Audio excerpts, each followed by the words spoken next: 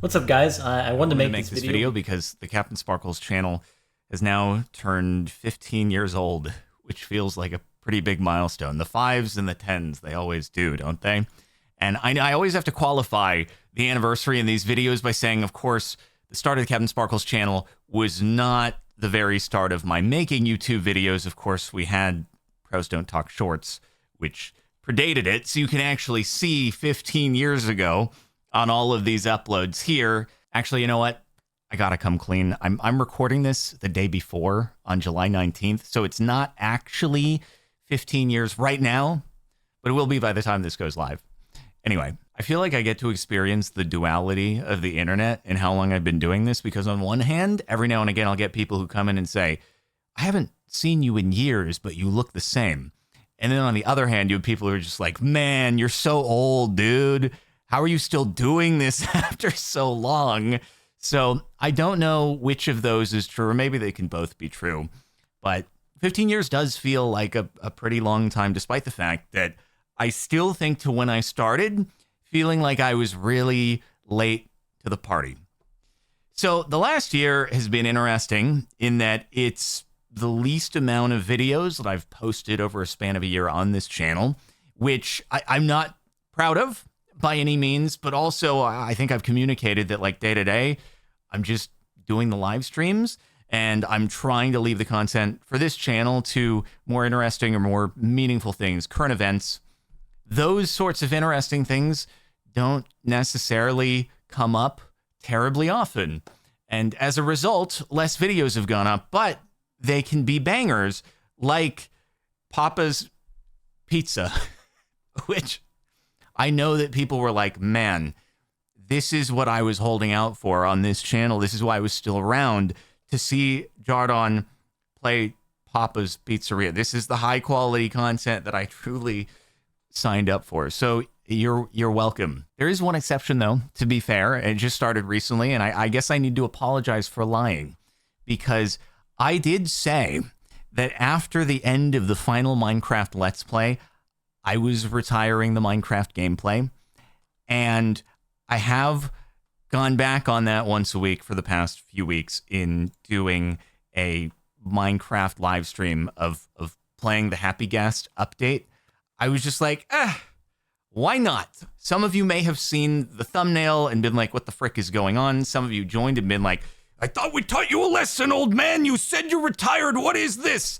And you know, when people come over to Twitch and been like, why are you still playing Minecraft? I thought you retired. I'm like, oh, you didn't watch the video. In this case, though, it is completely fair. And so I want to apologize to anyone who is offended by this. It is merely remaining a live stream, though, but it does exist in this unlisted playlist. And the VODs go up on CaptainSparklez too. But yeah, I'm sorry for lying. And also, there is one other video, it is Minecraft, that might actually go up at some point in the near future, but that's it for now. That's the only plans. But I'm sorry if I've betrayed your trust. But I hope maybe you can find it in yourselves to forgive me. You know, Michael Jardon, he unretired once, and we share a name, and this is like to a much lesser extent. So I feel like it's okay. Anyway, jokes aside, I do think that the last year has probably resulted in the biggest perspective shift for me on YouTube as a platform and my content, and also like, where do I see myself being in the next 5 or 10 years? And I think it's been like the biggest sinking in of it is just a very different platform from what it was when I started over 15 years ago at this point. And it may sound obvious, but not just in terms of being an uploader, but also in just how I watch and consume content on my own. It's kind of sunk in that it used to be I would go to my subscriptions tab, and that was how I would be served new content. That's the videos that I would watch. Whereas I now am also at the point myself where it's like going to just what is by default algorithmically served is oftentimes what I click, and so many of those channels, an overwhelming amount, are not channels I'm even subscribed to. So I, from a viewership side, have like become the thing that I was always so confused about. Why does YouTube just put subscriptions on the back burner Why is it that they're so focused on just the algorithmic sort? And now it's like, man, I'm that viewer too, which is how most viewers these days consume all content. YouTube, TikTok, especially Instagram. I don't really use Facebook, but Facebook maybe, or something like that, if you watch content on there.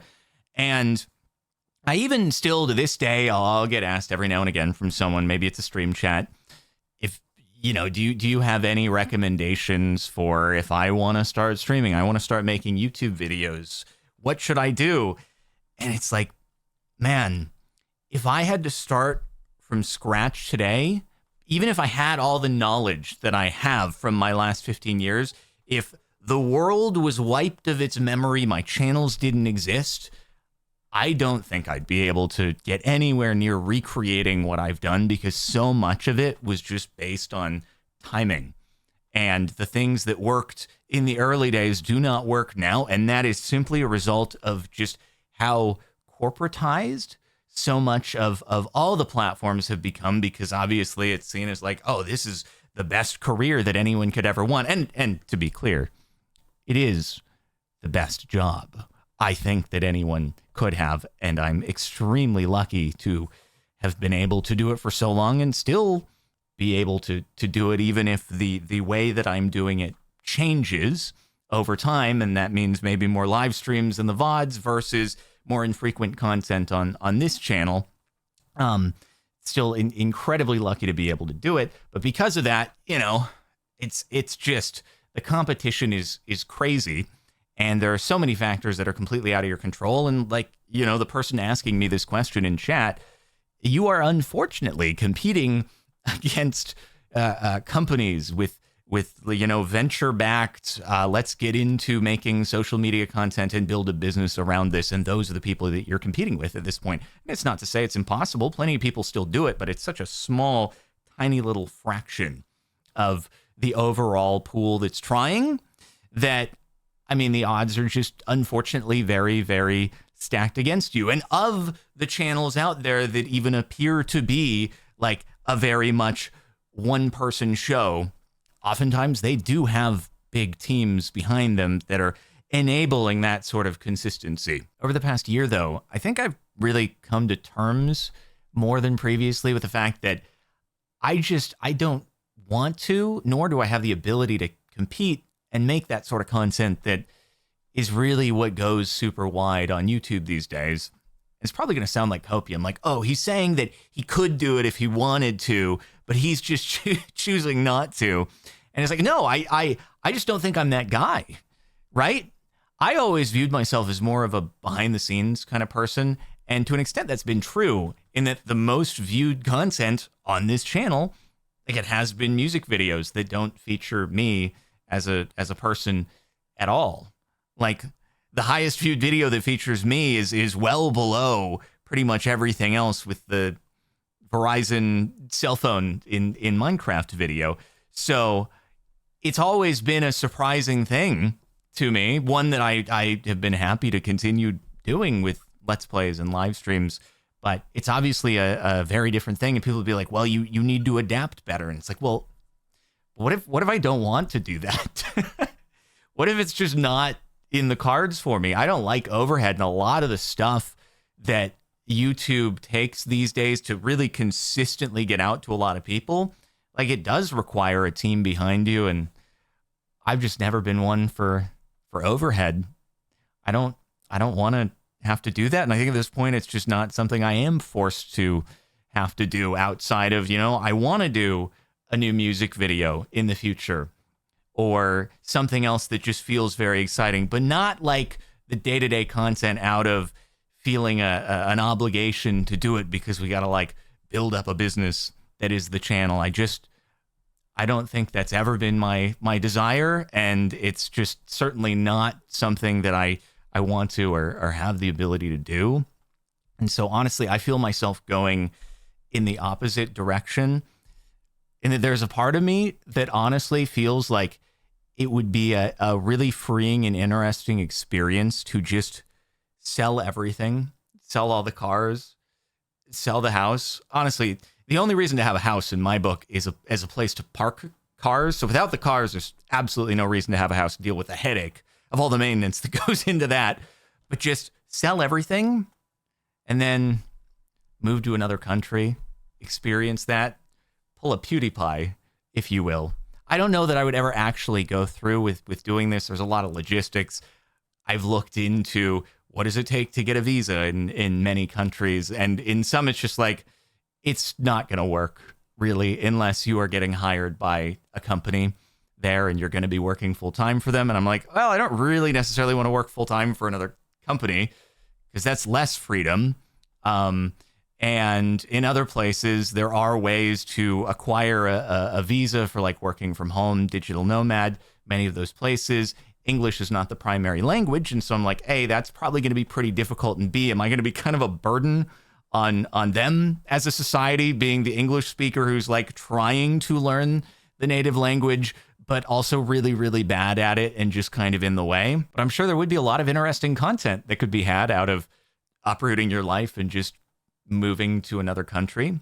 Again, it's probably not going to happen, but in my mind, it seems like it could be interesting to just detach from everything, except for still, making content about it and do something like that. It's funny. I find myself going like the opposite direction of so many people who get a foothold on YouTube and they're like, okay, I need to build, I need to expand, I need to get more overhead, I need to get more people working on my team. And I'm just like, do I really want a team to be responsible for? No, I definitely don't. Do I really want a house? God, absolutely not. But do I really want the cars? Yeah, I kind of do. But if it means I have to have the house, do I really want it? And so I'm like, I struggle with that. And it's funny, there's this term, you'll own nothing and be happy, which people kind of attribute to how as tech has expanded and as private equity has acquired more and more residential real estate and single family homes, and people see that generally as an overwhelming negative. And I'm like, I don't know, man. There's kind of an appeal here in not having to be liable for anything. And maybe I do want to own nothing.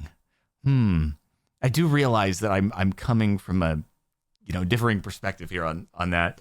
And I'm not trying to make it as a commentary on should private equity acquire single family homes. Don't take it as that. Don't read too deeply into it is all I'm saying. It's just I don't like being responsible for things. And it's a very me thing more than most. But these are just the things that I found myself thinking over the last year. A lot of that on the housing side has to do with the freaking maintenance, the stupid maintenance that goes into very uniquely my experience with every home I ever live in, just getting extremely unlucky. So, but anyway, it's been 15 years, guys.